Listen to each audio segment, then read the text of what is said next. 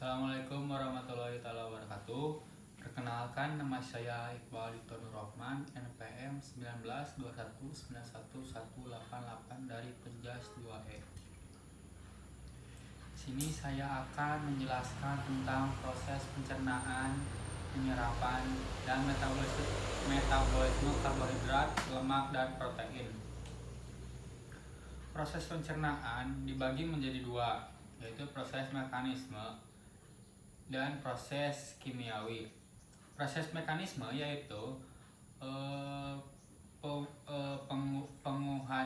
pengunyahan oleh gigi dengan dibantu lidah serta permasaan yang terjadi di lambung. Dan yang kedua proses kimiawi yaitu pelarutan dan pemecahan makanan oleh enzim. Enzim pencernaan bertugas mengubah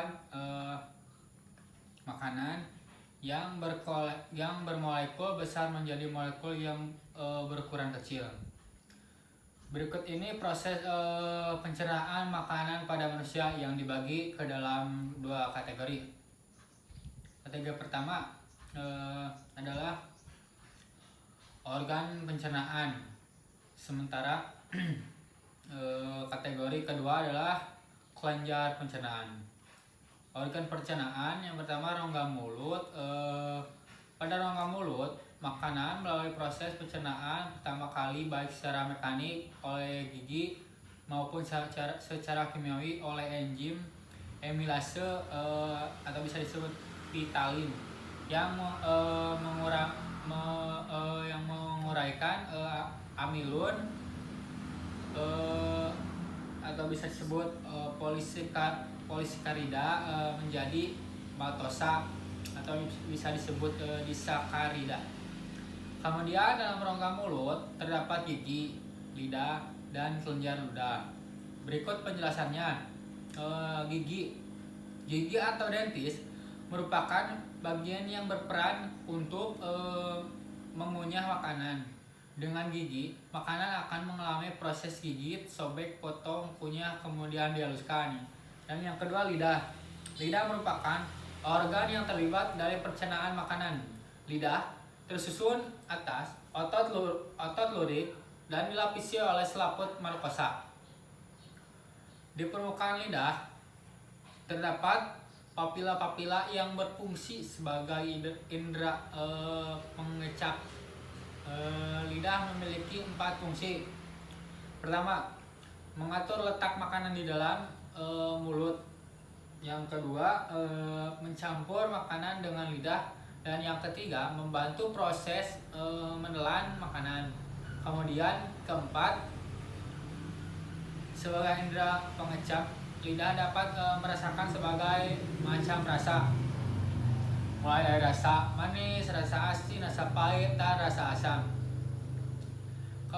Kelenjar ludah. Kelenjar ludah menghasilkan ludah atau saliva.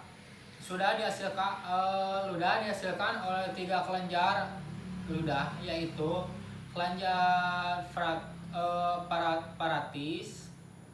Kelenjar ini terletak di bagian telinga. Kedua, kelenjar submaxillaris terletak pada rahang bawah. Ketiga, kelenjar sublingualis terletak di bawah lidah.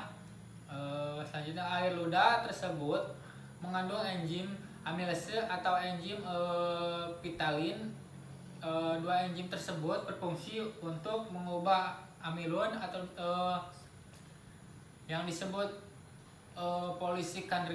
polisakarida menjadi maltosa. Tidak hanya itu, air ludah juga berfungsi untuk membasahi makanan, membunuh mikroorganisme, dan mencegah mulut menjadi kering. Kedua, kerongkongan.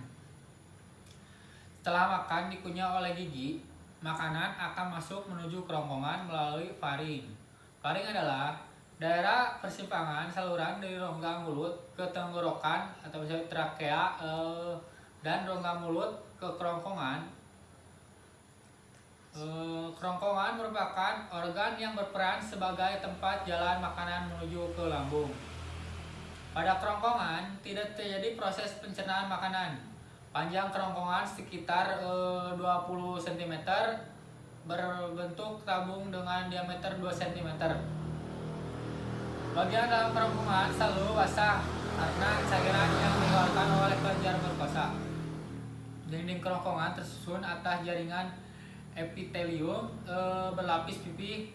Pada dinding kerongkongan terdapat otot-otot yang dapat mengembang dan menggempis pada saat mendorong makanan yang berbentuk gempalan untuk menuju lambung. 3. Lambung. Lambung terletak di dalam rongga perut sebelah kiri di bawah sekat rongga dada. Lambung merupakan kantung tempat penyimpanan makanan untuk sementara. Lambung terdiri dari 3 bagian. Pertama, bagian atas. Kedua, bagian tengah. Ketiga, bagian bawah. Kedua ujung lambung terdapat 2 klep atau sphincter, yaitu sphincter esophageal yang berbatasan antara kerongkongan. Sphincter esophageal berfungsi untuk menjaga makanan agar tetap di lambung dan akan terbuka jika ada makanan yang masuk. Sementara klep ada pada pembatasan usus 12 jari. Pada bagian dalam dinding lambung menghasilkan lendir atau mukus, sedangkan di daerah fundus menghasilkan getah lambung. Sementara getah lambung mengandung air, asam klorida, dan enzim pencernaan seperti pepsinogen, renin, lipase.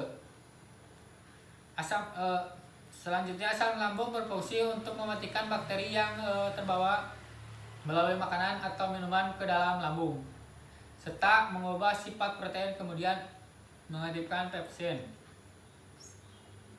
Pepsin adalah enzim yang dapat menghidrolisis molekul protein menjadi peptida. Yang keempat, usus halus. Usus halus berbentuk tabung yang terletak di antara lambung dan usus besar. Usus halus terdiri atas usus 12 jari, usus kosong, usus penyerapan,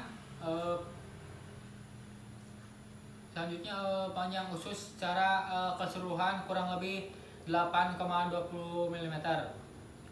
Usus duodenum bermuara pada 2 saluran, yaitu dari pankreas dan dari kantung empedu. Di dalam jejunum terjadi pencernaan secara enzimatis. Enzim yang dihasilkan oleh dinding usus antara lain enterokinase berperan mengaktifkan tripsinogen yang dihasilkan pankreas menjadi tripsin. Laktase berperan mengubah laktosa menjadi glukosa. Epsin berperan mengubah dipeptida atau pepton menjadi asam amino.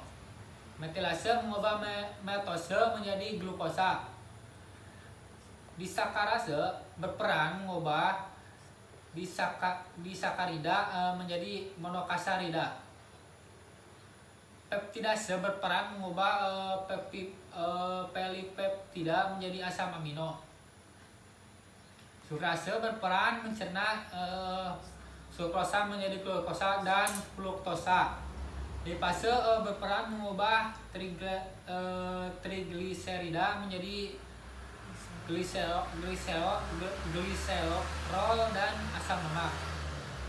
Di dalam film terdapat lipatan-lipatan yang disebut pili atau jonjot, usus yang kaya akan pembuluh kapiler. Pili berfungsi untuk memperluas permukaan usus sehingga penyerapan sari makanan oleh jonjot pili usus lebih sempurna. Ini adalah pada proses pencernaan dan penyerapan makanan yang terjadi di dalam tubuh. Yang ke satu, menghalusan makanan di mulut. Mulut adalah awal dari saluran pencernaan. Saat makan dikunyah dalam mulut, kelenjar liur akan memproduksi air liur guna menghaluskan makanan. Air liur mengandung enzim amilase yang berfungsi untuk mengolah karbohidrat menjadi glukosa dan energi. Setelah makan selesai, lidah akan mendorong makanan yang sudah halus ke belakang mulut menuju esofagus atau kerongkongan. Selanjutnya, makanan akan dibawa menuju lambung. 2. Pemecahan makanan di dalam lambung. Di dalam lambung, makanan dan minuman akan bercampur dengan enzim pencernaan dan asam lambung untuk dipecah dan dihaluskan kembali sehingga bertekstur cair atau mempunyai pasta yang lembut. Asam lambung juga berfungsi untuk membasmi kuman dan virus makanan atau minuman. Sekian dari saya, mohon maaf bila ada kesalahan perkataan dari saya. Wabillahi taufiq hidayah. Wassalamualaikum warahmatullahi wabarakatuh.